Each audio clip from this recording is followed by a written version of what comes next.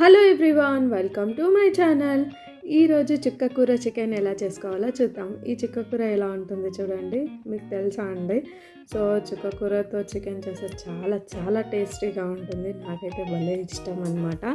So ఇలా చుక్కకూరని చిన్న చిన్నగా కట్ చేసుకోండి. అది కాడలతోటే తెంపుకోండి. సో తెంపుకొని చిన్న చిన్నగా కట్ చేసుకోండి. మళ్ళీ స్టవ్ ఆన్ చేసి ఒక ప్యాన్ పెట్టి దాంట్లో ఒక 4 టేబుల్ స్పూన్ ఆయిల్ వేసి అది హీట్ అయిన తర్వాత ఆనియన్ వేసుకోండి. మరి పచ్చిమిర్చి పేస్ట్ వేసుకోండి. మీకు ఎంత కావాలో అంతే వేసుకోండి. సో నాకు పిల్లలు ఉన్నారు కాబట్టి కొద్దిగా తక్కువనే వేసుకున్నా. సో ఇలా పచ్చిమిర్చి పేస్ట్ వేసుకొని మళ్ళీ అల్లం వెల్లుల్లి పేస్ట్ వేసుకోండి. కొద్దిగా బాగా పచ్చివాసన పోయేంత వరకు ఫ్రై చేసుకోండి. ఇలా ఫ్రై చేసుకోండి బాగా పచ్చివాసన. చూడండి ఇది ఇలా రెడ్ అయింది కదా. ఇప్పుడు మనం చికెన్, నేను 1/2 kg చికెన్ తీసుకున్నా. 1/2 kg కన్నా ఎక్కువనే ఉంది. ఒక 3-4 టైమ్స్ వాష్ చేసి పెట్టుకున్నా.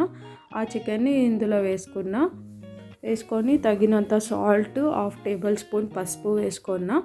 సో ఇప్పుడు కలిపేసుకోండి బాగా. ఇలా బాగా కలిపేసుకొని మూత పెట్టేసుకోండి. ఎందుకంటే చికెన్ వాటర్ వదులుతుంది కదా. సో మూత పెట్టేసుకొని వాటర్ అంతా పోవాలి. సో ఇక్కడ చూడండి వాటర్ అంతా పోయింది. ఇక్కడ చికెన్ ఉడికిందో లేదో టెస్ట్ చేస్తున్నా. ఉడికింది చూడండి. సో ఇప్పుడు చికెన్ తొందరగానే ఉడికిపోతుంది కదా. ఇప్పుడు ఈ చుక్కకూర వాష్ చేసి పెట్టుకున్నా కదా, కట్ చేసి అది చుక్కకూర ఇందులో వేస్తున్నా. ఇది చాలా వాటర్ వదులుతుంది చుక్కకూర. ఇందులో వాటర్ వేయాల్సిన అవసరమే లేదు. మనకు లిక్విడ్ కావాలంటే వాటర్ వేసుకోవచ్చు. బట్ నేనేం వాటర్ వేయలేదు. మరి కొద్దిగా వాష్ చేసుకున్న కొత్తిమీర వేసుకున్నా. చూడండి ఎలా అయిందో. సో ఇప్పుడు మనం కలిపేసుకున్నాం. నేను చుక్కకూర వేయంగానే కలుపుకోలేదు. సో అది దగ్గరకు అవ్వాలి అని. సో ఇప్పుడు అది దగ్గరకు అయిన తర్వాత ఇలా కలిపేసుకుంటున్నా. చూడండి ఇలా కలుపుకోండి. సో ఇది కొద్దిగా వాటర్ పోయేంత వరకు పెట్టుకోండి.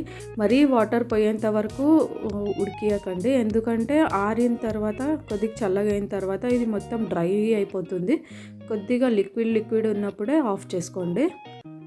ఎందుకంటే కొద్దిగా చల్లగా అయిన తర్వాత ఫుల్ డ్రై అయిపోతుంది కాబట్టి కొద్దిగా లిక్విడ్ ఉన్నప్పుడే ఆఫ్ చేసేసుకోండి స్టవ్ని. నేను అలానే చేసుకున్నా, కొద్దిగా లిక్విడ్ ఉన్నప్పుడే. సో చపాతీ, రోటీలోకి అన్నిట్లో బాగుంటుంది. రైస్లో మీరు కూడా ట్రై చేయండి ఒకసారి. చాలా చాలా టేస్టీగా ఉంటుంది. నచ్చితే లైక్ చేయండి, షేర్ చేయండి, సబ్స్క్రైబ్ చేయండి, కామెంట్ చేయండి. Thank you for watching.